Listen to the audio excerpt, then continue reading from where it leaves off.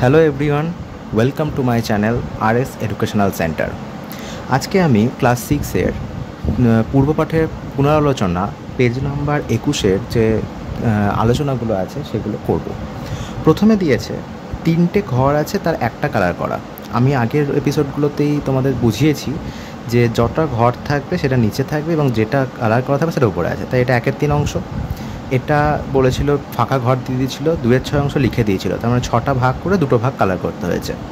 এখানে এইটা দিয়েছে যেটা টোটাল 9টা ঘর আছে, তার মধ্যে 3টে কালার করা। টোটাল 9টা ঘর আছে, 9 নিচে, যেটা 3টে কালার করা, 3 উপরে, 3-এর 9 অংশ।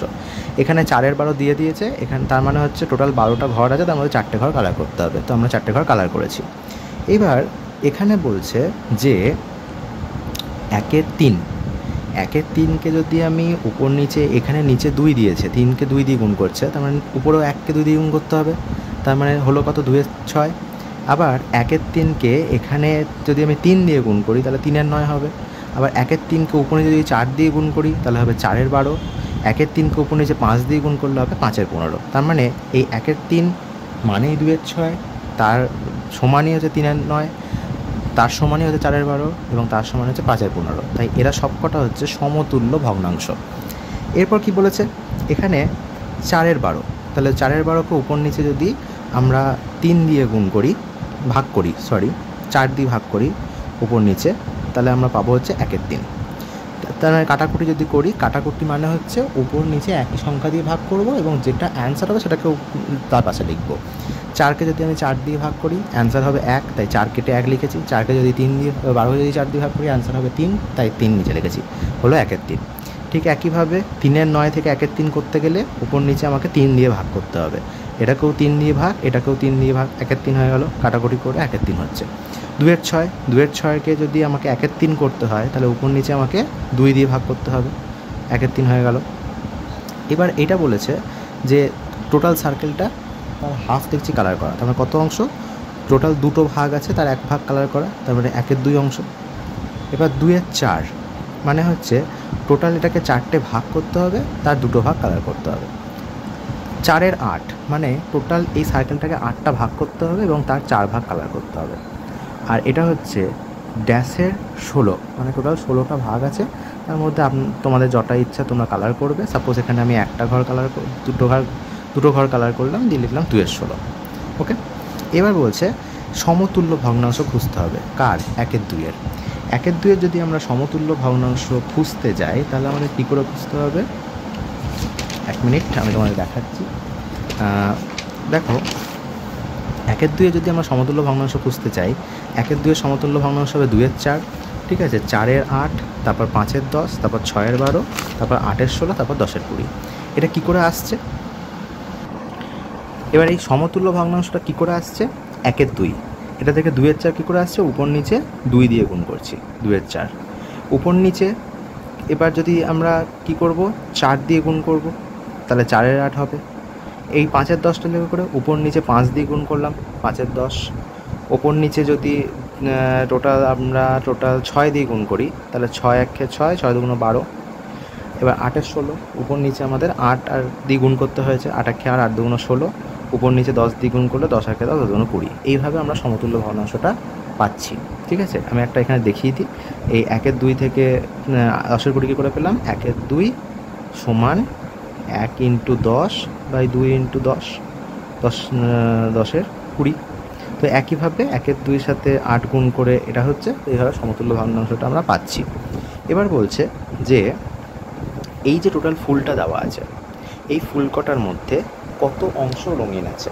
আমরা আগে দেখে নিচ্ছি, উপরে 1 দিয়ে দিয়েছে, তার মানে 1 ভাগ কালার করেছে। তাই টোটাল ভাগ কটা আছে? 1টা 2টো 3টে, তার মধ্যে 1টা পুরো ভাগ কালার করা, তাহলে 1/3 অংশ। এখানে যদি বলে 2/6 অংশ রঙ করি, ঠিক আছে, 2/6 অংশ রঙ করতে গেলে কত অংশ রঙ করতে হবে? 2/6 অংশ রঙ মানে টোটাল ফুল কটা আছে আমরা দেখব, 1 2 3 4 5 6 7 8, তার মানে 3 8 24টা ফুল এখানে রয়েছে। 24টা ফুলের 2/6 অংশ, তার মানে হচ্ছে 2/6 × 24, তাহলে 4 6 24, 2 × 4 সমান হচ্ছে 8।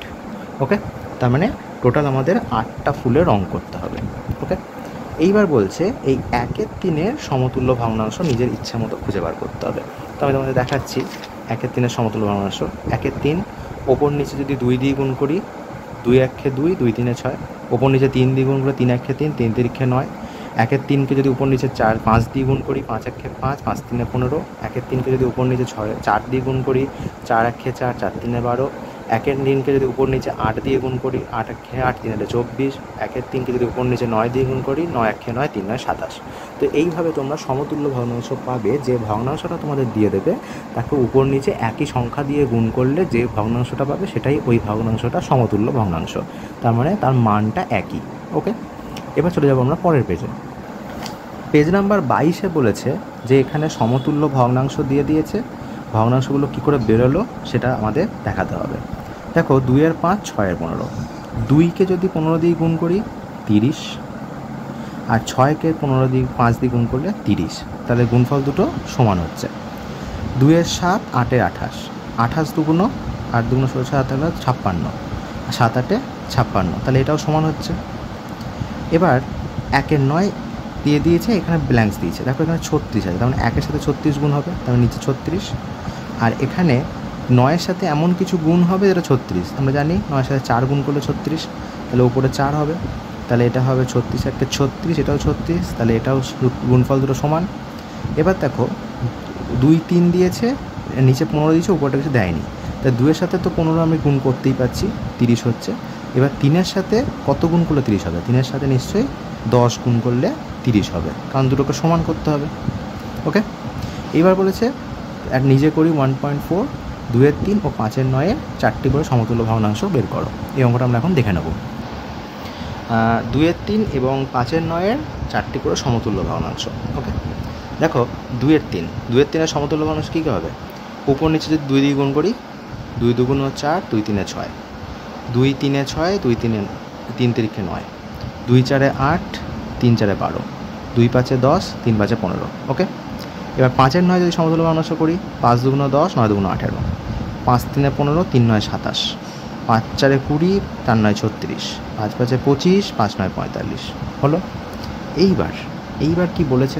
এইবার বলেছে 1 এর 6 লেস দেন 2 এর 6 লেস দেন 3 এর 6।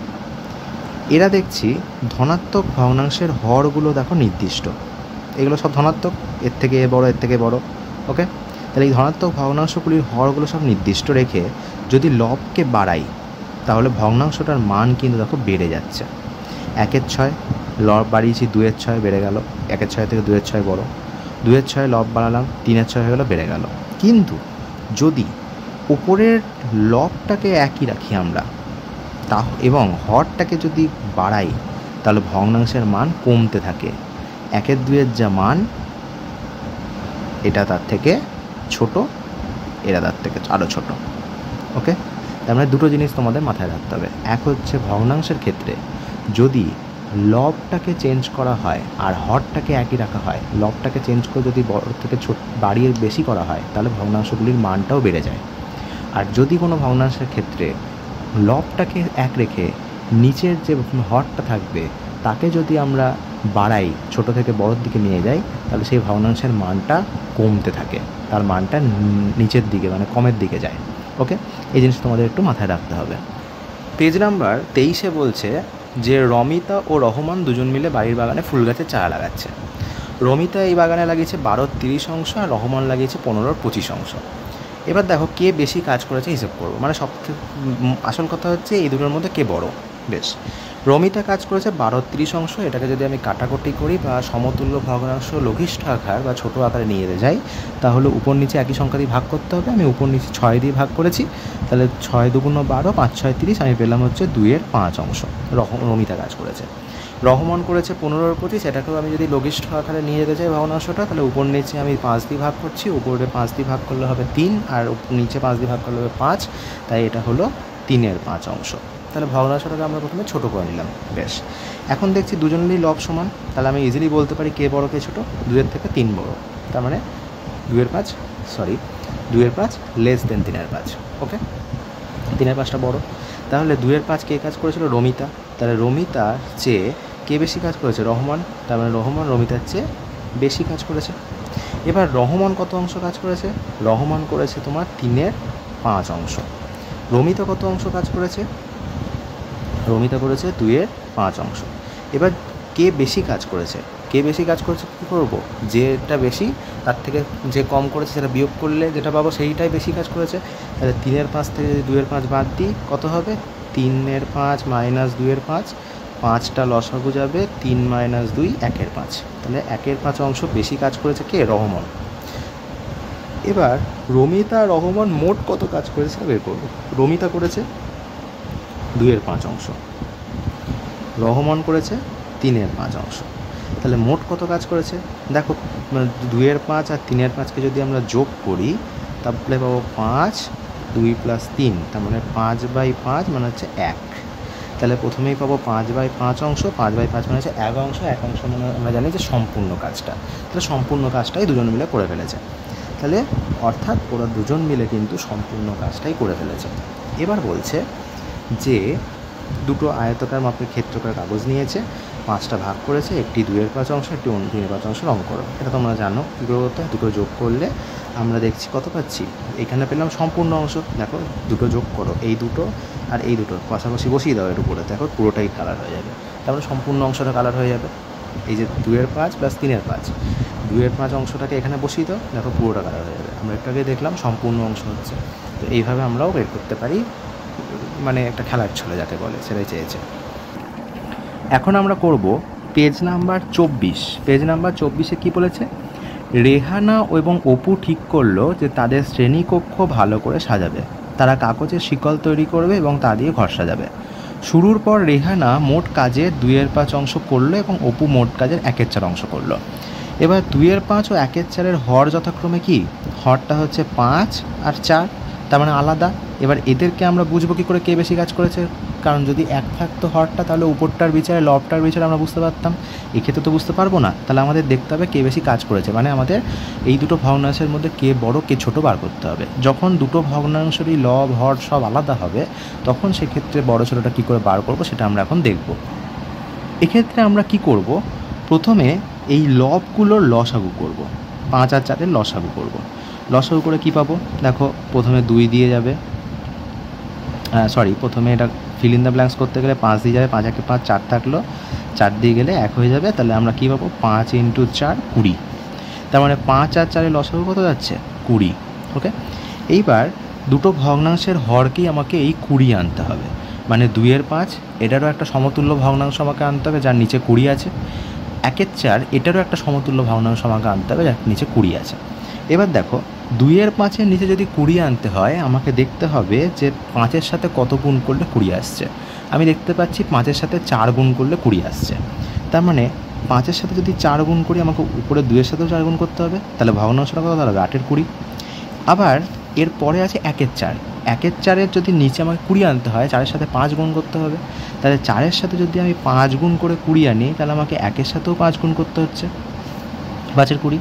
তাহলে দেখছি কি যে 8/20টা কিন্তু 5/20 থেকে বড়। তার মানে 2/5 বড়, 1/4 ছোট। 2/5 কে কাজ করেছে? 2/5-এর কাজ করেছে হচ্ছে রেহানা। তাহলে আমি বলতে পারি যে রেহানা বেশি কাজ করেছে। রেহানা আর অপু একসঙ্গে যদি কাজ করে তাহলে কত কাজ করছে? দেখো 2/5 অংশ আর 1/4 অংশ, 2/5 আর 1/4কে যোগ করো, 20। 2/5 আর 1/4 মানে কি? 1-এর মানে হচ্ছে 8/20 আর হচ্ছে 5/20। তাহলে 20 যদি লসাগু হয় কত হবে? 8 আর 5-এ 13।